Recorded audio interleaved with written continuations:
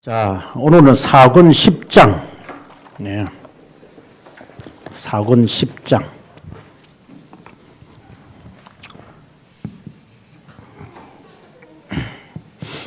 사권 10장의 내용은 인간법.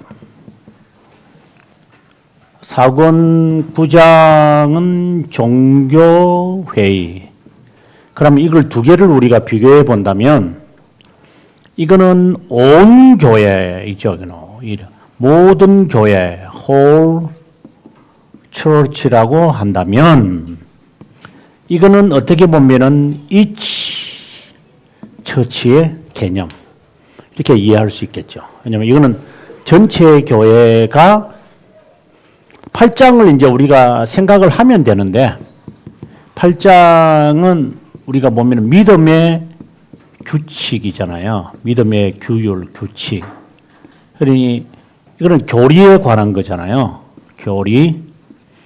교리에 대해서 결정할 수 있는 권한은 종교회의다. 이렇게 이제 이야기되었다면 이제 10장에서는 각 교회도 이제 무언가를 정할 수가 있다. 그게 뭐냐?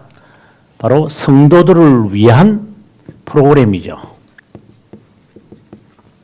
프로그램을 각 교회는 정할 수가 있다라는 것을 이제 10장에서 말하고 있습니다. 근데 여기서 우리가 지금 칼빈이 지금 주요하게 다루고 있는 그 핵심이 있어요. 여기서 처음이라기보다는 강조하고 있는 내용이 뭐냐면은 양심이라고 하는 단어입니다.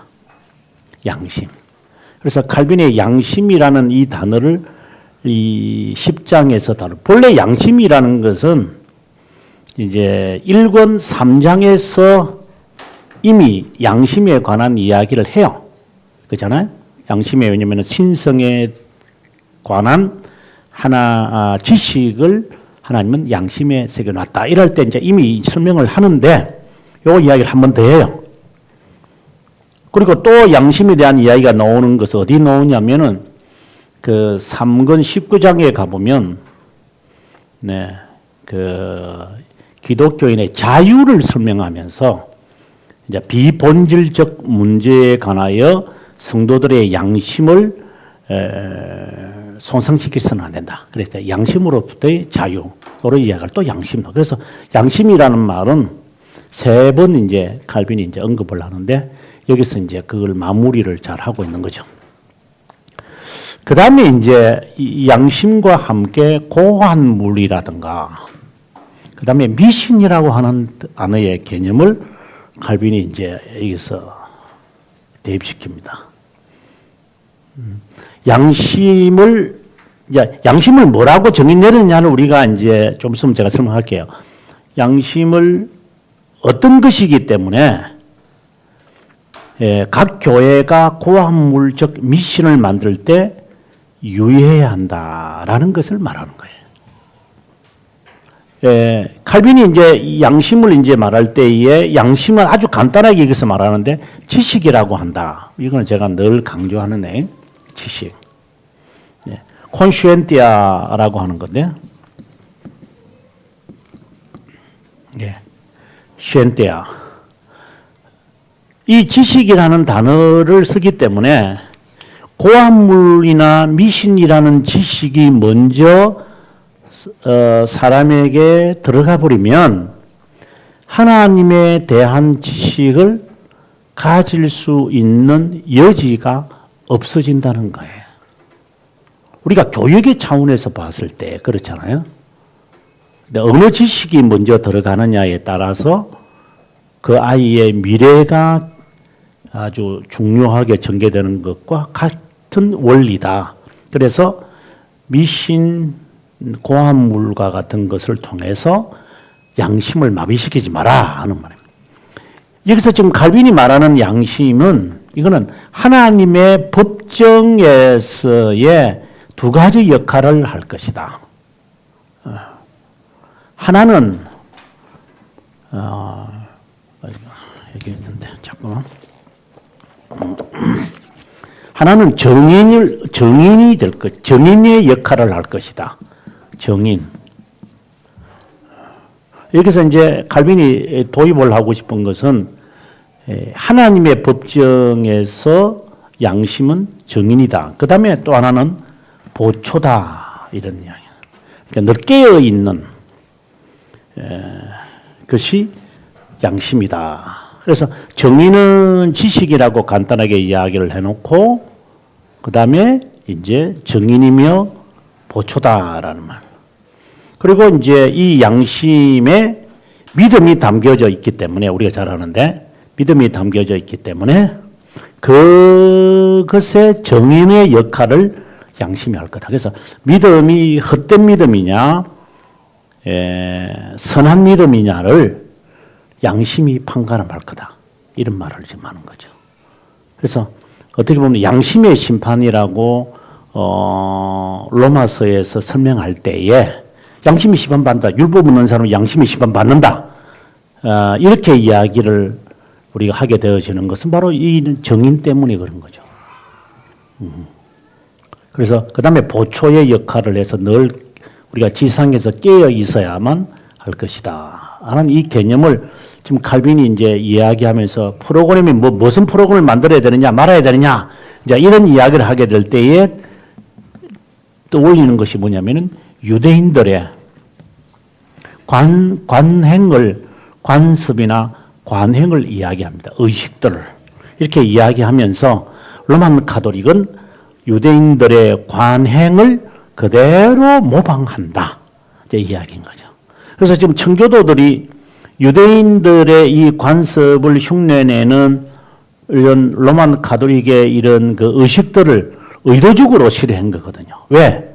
만약에 그걸 하다 보면은 깨어있지 못할 것이기 때문에 그것이 저는 그렇게 봅니다만은 이런 것이 잘못됐다기보다는 그것에 대해서 늘 깨어있지 않으면 양심은 마비가 될 것이기 때문에 믿음이 이게 진짜 믿음은 이런 것이 있어도 견뎌내지만 가짜 믿음들은 견디기 힘들고 진짜 믿음이라 하더라도 이게 믿음의 역사가 일어나지 않아요, 이게요. 그러니 어떤 모양이라도 하지 마라 이 말인 거죠. 로만 가톨릭의 모습, 유대인들의 행하는 것 이거 다 하지 마라 제발. 제가만이 아니라 칼빈도 그렇지만 늘 지적하는 것 그냥 예배는 아주 단순하게 심플하게 해라 예배를.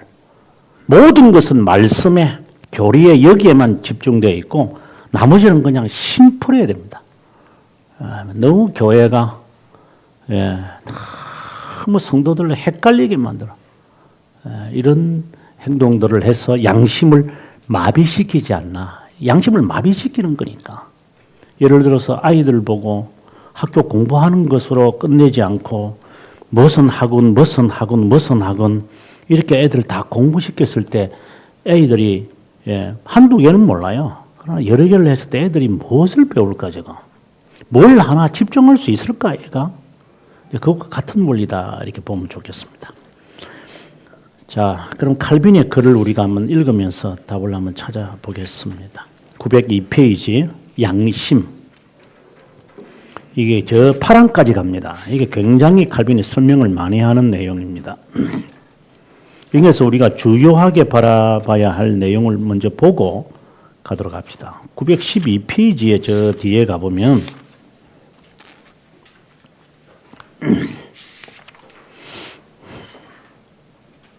인간법의 목적 두 가지를 말하고 있습니다. 이 프로그램이죠. 왜 교회의 인간법이 프로그램이 제정되어야 되는 목적이 뭐냐? 첫째, 신적 예배의 형태를 규정하기 위함이다. 하나님께 예배를 드리는 것이 어떤 것이 옳은 것인가? 그걸 깨닫게 하기 위함이다. 두 번째, 구원에 필요한 것을 결합시키기 위해 양심의 종교적 임무를 두려는 데 있다. 이 중 어느 하나의 수가 너무 많아지면 선명성을 희미하게 하고 어떤 교훈도 주지 않고 참된 경건이 아니라 무익하고 하찮은 것이고 심보가 더럽고 추한 이익을 도모하고 준수하는 데 어려움이 있고 유해한 미신들로 오염된 다른 악한 것들을 더한다면 우리는 이러한 법들이 얼마나 많은 악을 야기하는지 파악할 수 있을 것이다. 그래서 첫째는 예배를 규정하기 위함이고 둘째는 양심의 종교적 임무를 두르는 데 있다.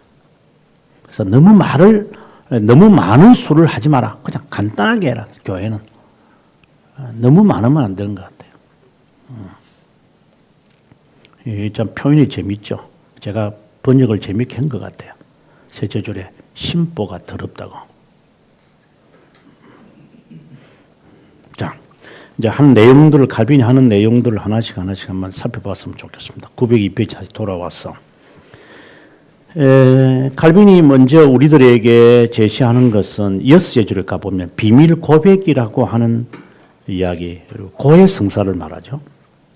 이것은 로만 가톨릭 교리는 이러한 로만 가톨릭 교리는 잔인한 도살 행위다.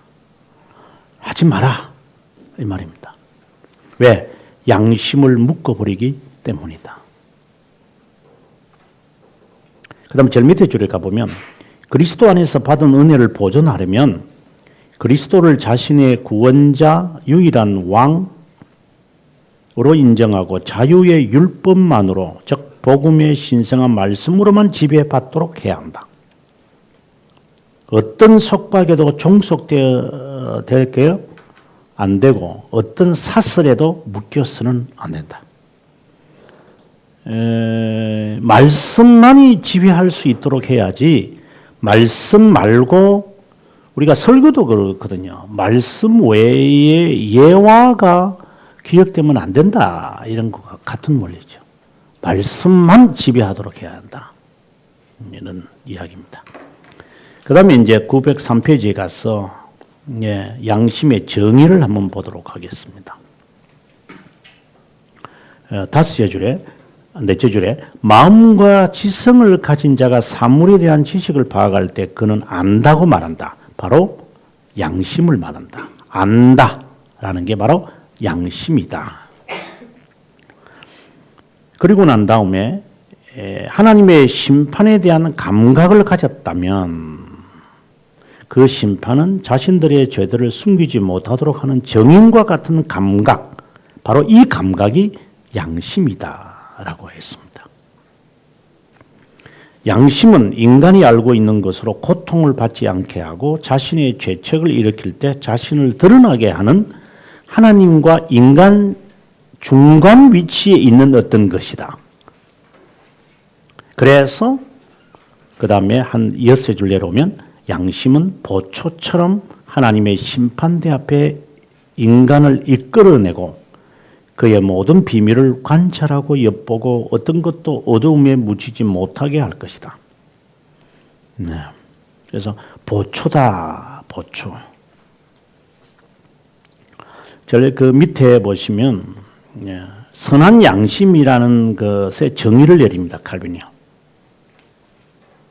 제가 지난번에 이런 그림을 하나 그린 거 기억나시는지 모르겠는데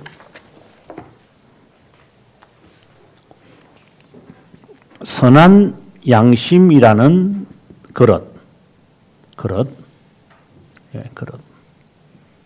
그릇에 무엇이 담겨 있느냐?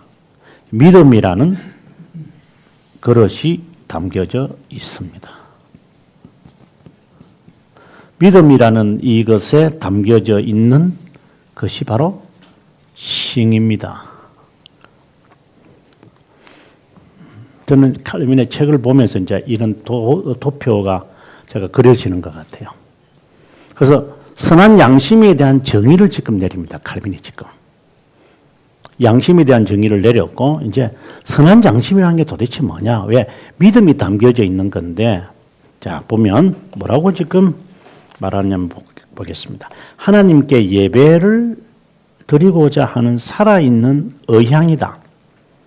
경건하게 거룩하게 살려는 바람이다.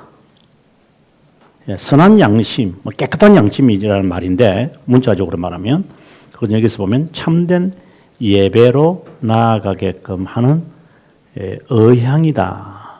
근데 이제 이런 말들은 칼빈이 앞에서 했던 말들을 칼빈이 지금 다시 반복하는 것이라고 저는 봐요. 그러면 그 하나님에 대한 하나님의 부성애를 깨닫는 사람들이 나타나는 현상이 있거든요. 하나님의 사랑을 이렇게 체험하는 사람들은 딱 그 다음에 나오는 게 있어요. 그게 뭐냐면은 말씀에 대해서 사모해, 뭐 쉽게 말하면 사모해요, 사모. 듣고 싶어요, 말씀에. 이게 하나님의 사랑을 체험한 사람들이 공통적으로 갖는 거예요. 말씀을 배우려고 그러고 사모해. 이게 그냥 목마른 사슴이 시냇물 찾는 것처럼 그냥 읽고 막. 그 외에는 아무것도 안 읽어요. 말씀을. 근데 이것이 사모함이 진실하다는 것을 어떻게 아느냐 하면 순종으로 나타나거든요. 이게 하나님의 말씀을 사모한 사람이 말씀을 지키는 데까지도 가야 돼요. 이게 그걸 또 보여요. 이게 순종하는 것이 맹종이거나 광신을 가질 수 있기 때문에 이것이 그 다음에 단계로 나가는 게 바로 예배예요. 지금 칼빈은 지금 이 앞에 설명 안 하고 선한 양심은 쭉 예배 이렇게 해버리잖아요.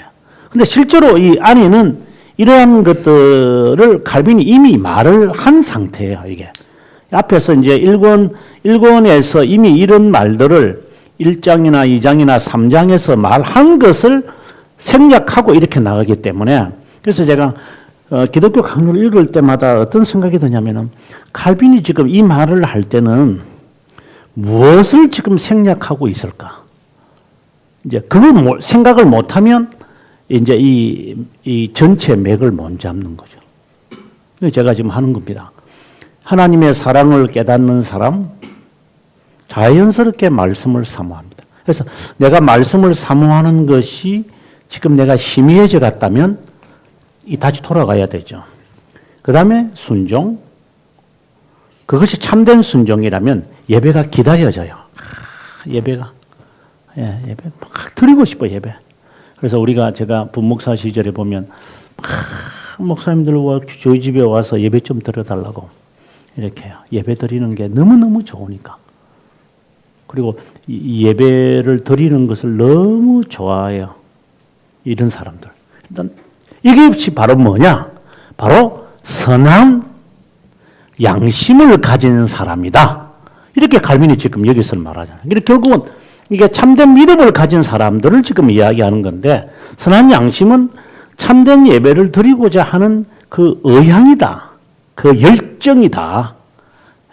그 안에 믿음이 있고 그 믿음이 칭의를 붙잡는다. 칭의를 붙잡으려면은 뭐가 이렇게 있어야 돼요? 예? 뭐가 있어야 칭의를 붙잡아요? 칭의를 이렇게 움직이지 못하도록 딱 이렇게 조우는 게 뭐예요? 그렇죠. 거룩이라는 거예요. 거룩. 거룩함이라고 하는 것이 칭의를 붙잡고 있는 거거든요. 예. 믿음이 칭의를 붙잡고 있는 게 아니라 믿음 안에 칭의가 담겨져 있을 뿐이고 그것을 움직이지 못하고 견고하게 하려면 거룩한 성화가 없이는 칭의는 언제든지 나와요. 그냥 떨어뜨릴 수 있는 거예요. 어떻게 본다면은 거룩이 없이는 이 칭의가 거짓 같아요. 거짓 저는. 칼빈이 하는 말들이죠. 자, 이제 선한 양심 우리가 아주 중요한 거 봤는데, 그 다음에 이제 칼빈이 이제 이야기를 하면서 905페이지에 가 보면 셋째 줄에 온 세상이 두텁고 어두운 무지 속에 갇혀 있을 때 양심은 작은 광선과 같다. 그래서 앞서 말한 보초라는 말이죠. 보초.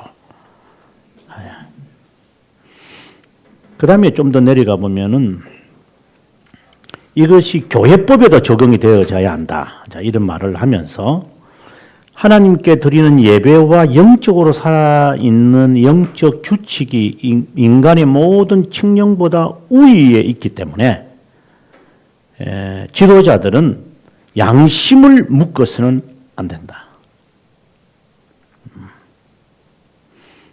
그렇게 이제 우리에게 말하. 그 다음에 양심을 어떻게 묶는 것이냐. 그 다음에 말하고 있습니다. 양심을 속박하고 묶어버리는 제도가 있는데 교황제도가 만든 교회법이 하나님의 참되고 필연적인 예배라고 선언하면서 영들을 묶어 올무를 씌우려고 한다. 거짓 감독이 우리 양심의 영적 율법 수요자인 주님께 임명을 받은 척하면서 새로운 법을 강요한다. 바로 이거죠. 새로운 법을 주님이 보내신 것이고 주님이 임명한 것처럼 하면서 새로운 법을 강요하는 것, 이게 양심을 속박하는 것이다. 그 다음에 밑에 보면 하나님의 말씀에서 나오지 않는 권위로 교회에서 모든 것을 명령하기 위해 요구하는 자가 주장하는 권한들은 완전히 제거되어야 된다. 그래서 지난 시간에 제가 결론적으로 이런 말을 했는데 역사적이지 않는 어떤 프로그램들, 교회에서 하고 있는 프로그램들은 제거되어져야 된다. 이것이 어디에 근거된 겁니까? 라고 물어서 답이 나와야만 한다. 그렇지 않고 만약에 요구한다면 그것은 양심을 속박하는 미신이다. 이렇게 보는 거죠. 자, 인간법을 구별하는 두 가지. 우리에게 아주 칼빈이 명쾌하게 말합니다. 첫째, 그분의 뜻이 우리에겐 모든 의와 거룩의 완전한 기준이기에 그것에 대한 지식으로 우리의 삶의 완전한 규칙을 갖게 된다는 것이다. 말씀으로 모든 것을 판단할 수 있다라고 하는 겁니다. 그다음 두 번째, 그분께 예배를 드리는 방법이 옳고 적절한지 의문을 들 때 순종해야 하고 의존하는 그분만이 우리의 영에 대한 유일한 권위를 갖고 있다는 것을 알아야 된다. 이런 면에 있어서 바울 선생은 첫 번째 사항을 사용하여 골로새 교인에게 권면했고 두 번째 사항을 갈라디아 교인에게 적용시켰다. 그리고 첫 번째 내용은 말씀이 우리의 삶을 지배하도록 해라라는 것이었고 두 번째는 영을 한번 판단해 봐야만 할 거다. 영에 대해서 이야기하는 거죠. 그렇지 않으면 순종하지 마라 이 말입니다. 이 칼빈이 그 3권 19장에서 하는 말이에요. 양심에 대한 자유를 말할 때 교회가 명하는 거 다 순종한다고 순종이냐? 그 교회가 우리들에게 참된 것을 말할 때 그때 순종해야지. 근데 이걸 또 이제 나쁜 사람들은 악용을 해가지고 나는 양심의 자유가 있으니까 목사님이 나에게 뭐 너무 강요하지 마세요. 또 이란다. 그래서 로만 가톨릭이 왜 저렇게 미신을 만들어낸 줄 아는가? 제가 아는 것 같아요. 인간들은 아주 잔머리를 하도 잘 굴려가지고. 그래서 저는 아주 자유스럽습니다만은 그럼 하지 마라, 그러면. 그래서 그 다음에 나오는 게 뭐냐면 기강이 나오잖아요. 그래서 출교시키고. 말 안 들으면 출교시켜버리니까. 자, 고안된 의식에 대해서 이제 칼빈이 말하고 싶어 하는데 한번 보겠습니다. 908페이지 둘째 줄에 로만 가톨릭은 전통을 통해 하나님의 계명을 무효화시킨 바리새인들처럼 정의스러운 타락으로 즉각적으로 이어지고 만다는 것이다. 그래서 그 다음에 보면 인간의 전통을 버리라 이렇게 말을 합니다. 첫째, 쓸데없을 뿐만 아니라 이따금 어떤 어리석은 것을 준수하라고 하는 것 버려라. 둘째, 수많은 것으로 경건한 양심은 억압받고 유대주의와 같이 그리스도께로 올 수 없는 그림자를 붙잡도록 한다. 그래서 인간의 이 전통 정말 조심해야 된다라고 봅니다. 어느 군사님이 이제 궁금해서 저에게 연락을 오늘 와가지고 질문을 하기를, 자기 목사님이 그 권사님들이 대예배 때, 그러니까 이제 11시 예배 때 성경 읽기, 성경 봉독이죠. 설교하는 봉독을 읽도록 권사들 보고 시킨다. 그래서 저보고 이게 옳은 겁니까? 그래서 제가 그 왜 시킨다던가요? 이래 물어보니까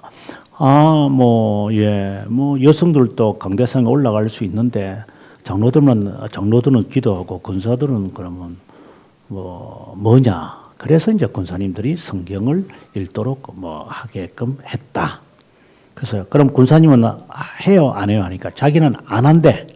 그럼 왜요? 하니까 뭔가 좀 이상하대.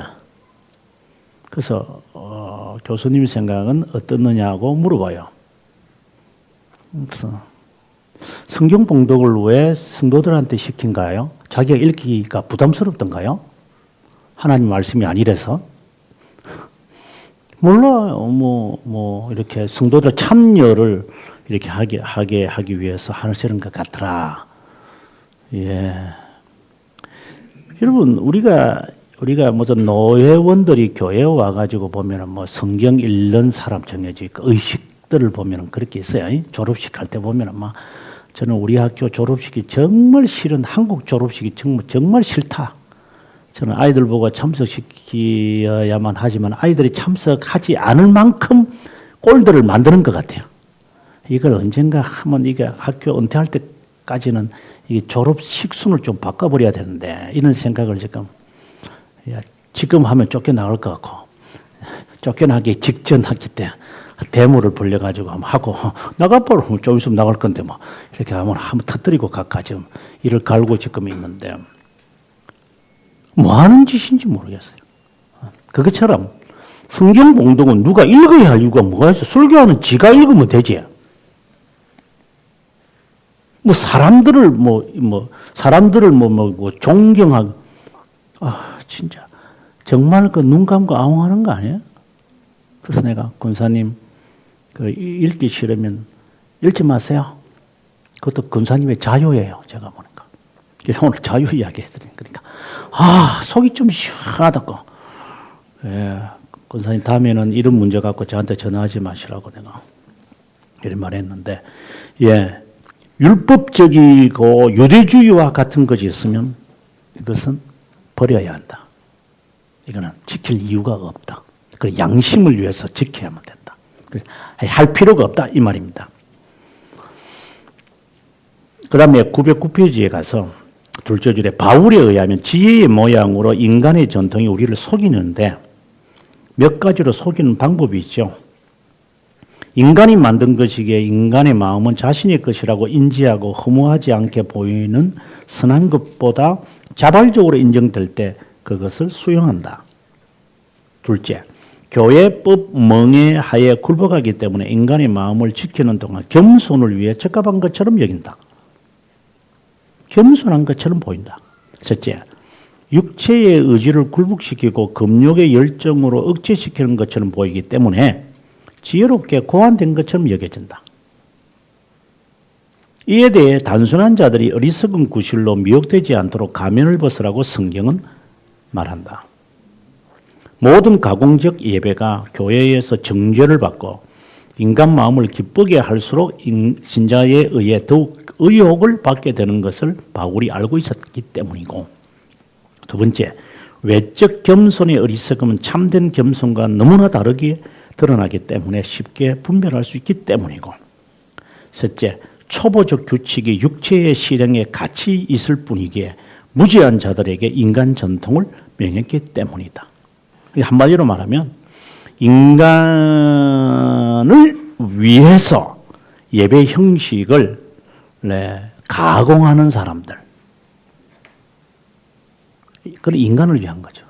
그때는 언제든지 과감하게 떨쳐버리고 순종하지 마라. 이 말입니다.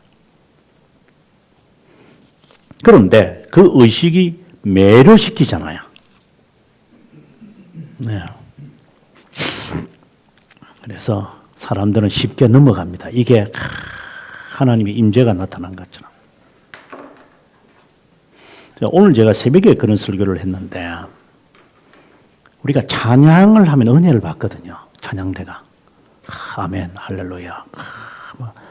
그런데 그 찬양이라는 게 신앙의 그 최절정에 이르는 거예요. 그렇기 때문에 신앙이 있든 없든 찬양을 하면 누구든지 은혜 받게 돼 있어요. 왜? 그것은 찬양의 신앙의 완숙한 모습이기 때문에. 그런데 교회들은 이 찬양을 악용하잖아요. 중간 과정을 다 생략하고 찬양만 잘하게 만들잖아요. 그러니까 이게 우리를 속이는 거죠. 거기에다가 인간적 가미를 넣어가지고 오케스트라를 연주시키고 거기에다가 오르간까지 해서 사람을 그냥 청각을 그냥 헷갈리게 만들고 이제는 옷까지 똑같은 옷 쫙 입고 이렇게 해가지고 우리를 그냥 헷갈리게 만드는 거예요. 저게 경건의 최고의 모습을 우리에게 보여주니까 속에는 이리들이 울글거리면서도 겉으로는 이런 깨꼬리 소리 내니 이게 헷갈릴 수밖에. 저는 이것이 미신인 거죠. 그래서 찬양대를 하지 말라는 것도 종교개혁자들이 우리들에게 외쳤던 것 가운데서 하나인 거죠. 찬양대 하지 마라 이 말이에요. 그럼 정말 진정으로 이게 하나님의 은혜의 절정에 달하여서 할 수 있는 것이라면 상관이 없는데 그렇게 되는 사람이 쉽나요? 그런데 너무나도 안타깝다라는 것을 많이 느끼게 됩니다. 아무튼 인간법 화려한 것 미혹되지 마라 하는 말입니다. 그 다음 넘어가서 910페이지에 가보면 미신이 시작하는 길은 이와 같이 시작하는데 첫째, 먹지 말라 하는 것만 금하고 심지어 씹지도 말라고 하는 겁니다. 인간법이 이제 더해지는 거죠. 그 다음에 맛보는 것조차 금한다고 합니다. 이것이 이루어지면 손가락으로 만지는 것조차 불법이에요. 이게 뭡니까? 먹지 말라고 했지.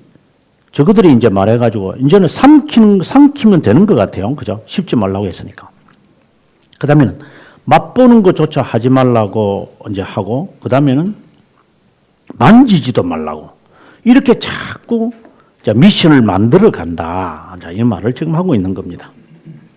그런데 14항에 보면 인간이 만든 법들의 횡포를 통해 그리스도를 거기에 묻어버리고 유대주의의 상징으로 돌아가게끔 만든다. 교활한 자들은 이에 분명하면서 이스라엘 백성 가운데 교양이 없는 자들이 많았던 것처럼 이런 자들을 위한 교육이 필요하다고 핑계를 댄다. 정말 이들을 위한다면 유대주의적인 것을 부활시키지 말고 단순하게 예배드리도록 해야 한다. 극단적으로 치우쳐 경험이 없고 배우지 못한 이들을 위한 의식이라고 하여 그것을 깡그리 채 없애지 말고 그 수단을 그리스도를 나타내는 데 사용해야지 숨기는 데 사용하지 마라. 언제든지 그리스도를 나타내게라. 이렇게 이야기를 합니다. 율법 해석은 그리스도 중심으로 나타난다. 우리가 아마 배웠는데 2권 7장 1항에 가보면 율법 해석은 그리스도 중심으로 해야 한다고 했어요. 한번 기억하시면 좋겠습니다. 이게 매우 중요한 내용들이죠. 2권 7장.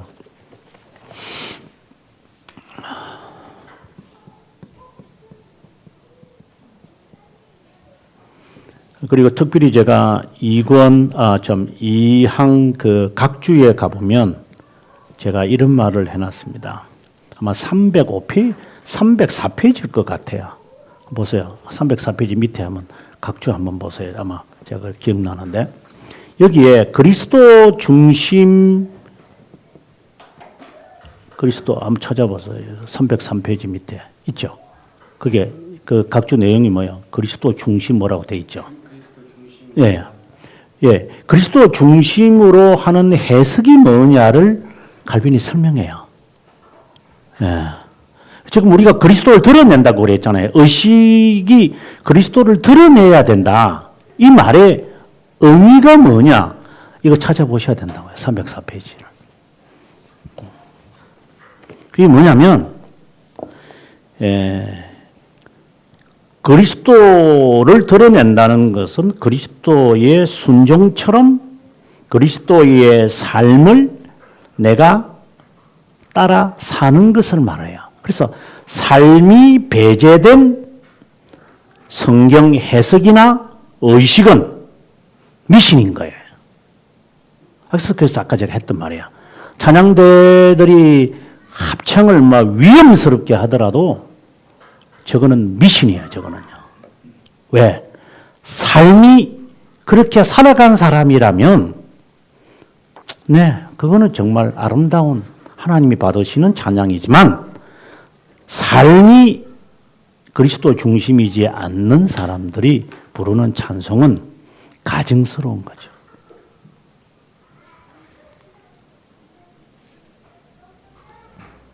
그 다음, 유해한 의식들을 한번 봅시다. 둘째 줄에 희생된 제물로 하나님을 달랠 수 있다고 한다. 이게 달랠 수 있다고 한다. 그 강아지가 좋아하는 강아지를 달래려면은 어디를 만집니까? 나라 어디를 만지면 강아지가 좋아하던가? 특이죠. 여러분 고로로 쳐요.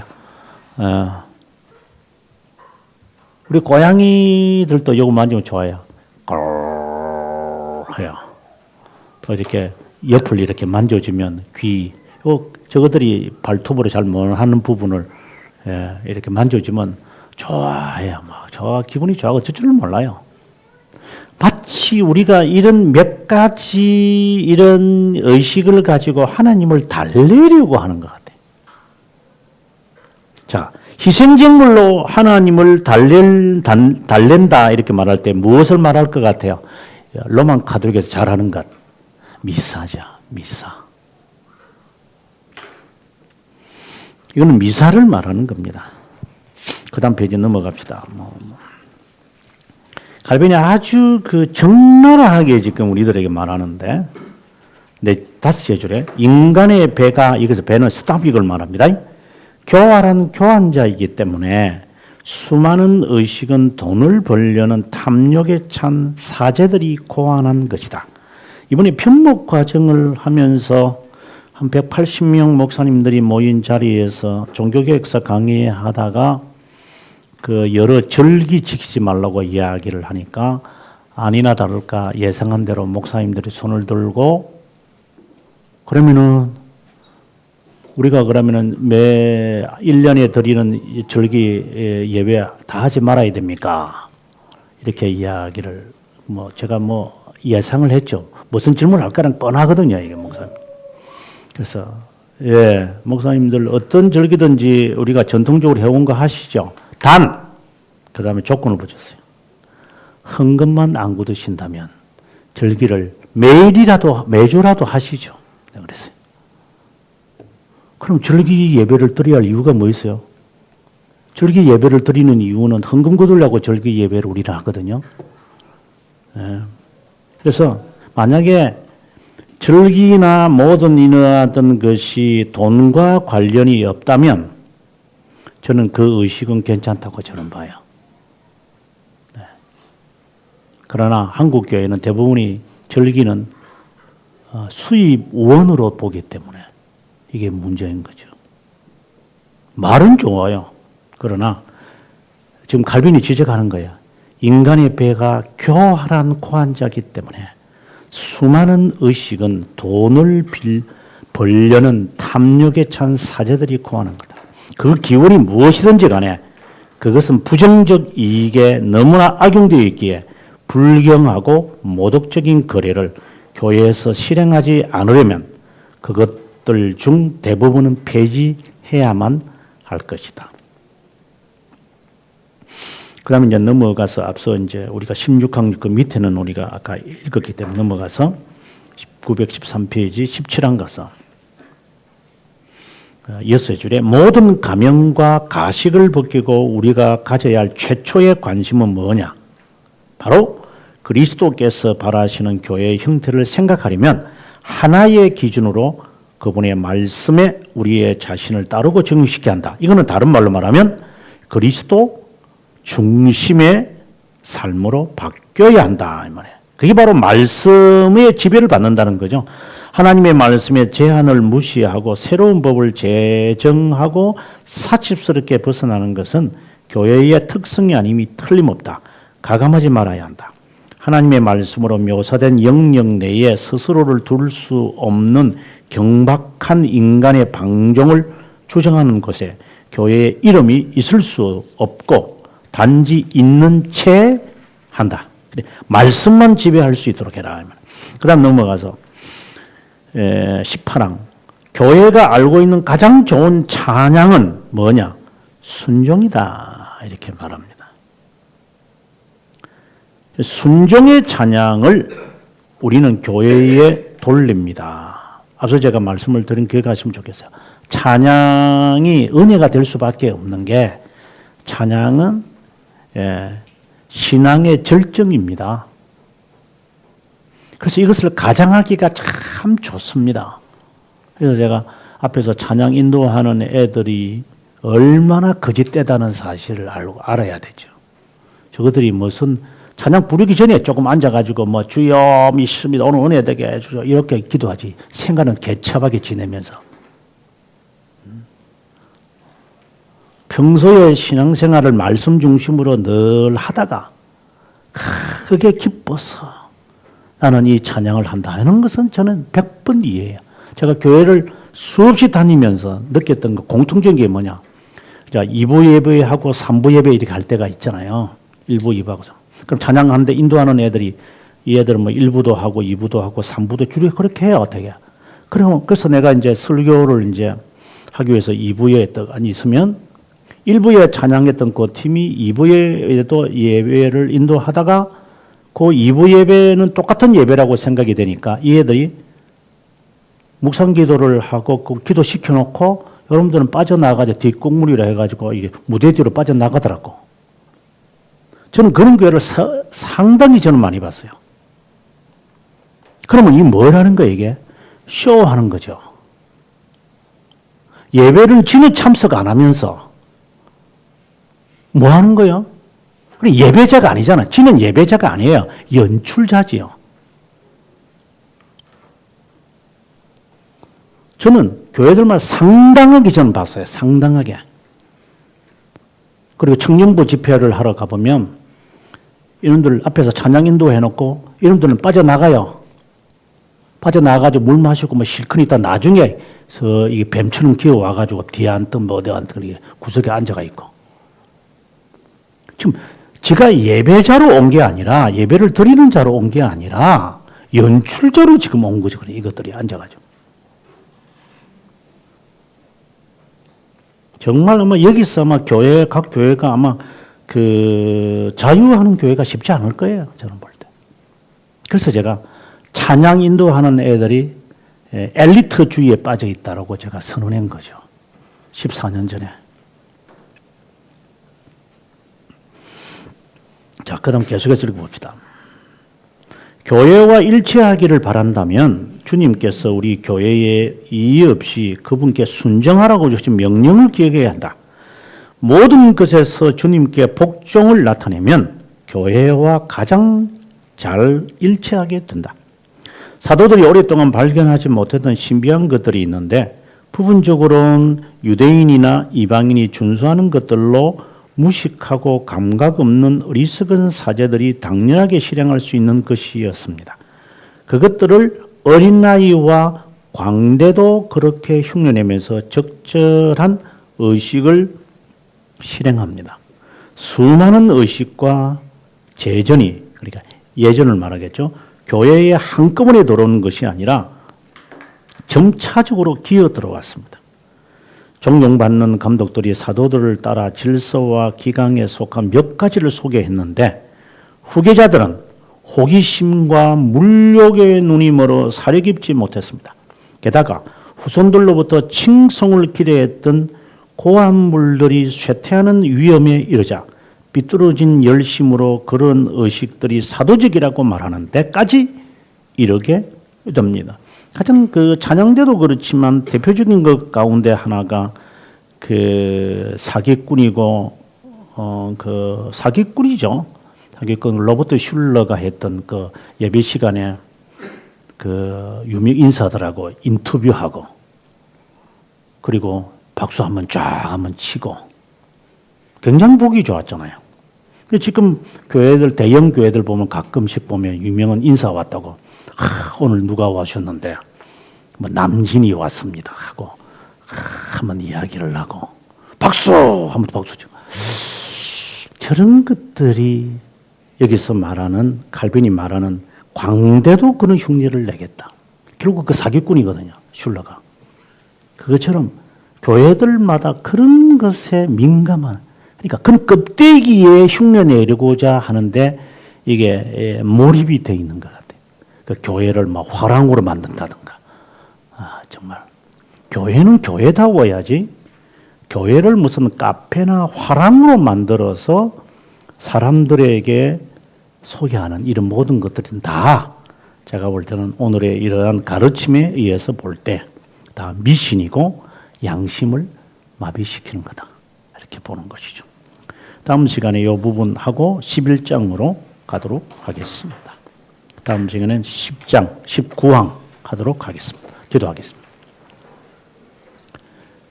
하나님, 오늘 저희들이 양심에 관한 이야기 그리고 무수하게 우리에게 부패처럼 진열된 프로그램들을 생각하면서 어떤 음식을 먹어야 하는지 하나라도 족할 터인데 하나님이여 우리가 혹이나 뷔페 음식에 너무 만족하지는 않는가? 하나님의 말씀으로 만족할 수 있도록 하나님은 저희들에게 담대한 믿음을 고수하도록 허락하여 주시옵소서. 예수님의 이름으로 기도합니다. 아멘.